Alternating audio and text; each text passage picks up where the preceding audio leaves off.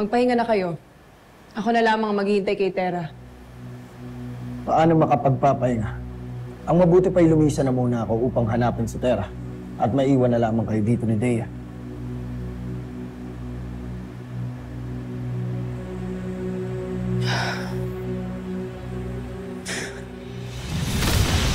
Tera! Tera! Tera, mabuti't nagbalik ka na. At bakit kasama mo ang warkang yan? Uy, teka! Sino siya?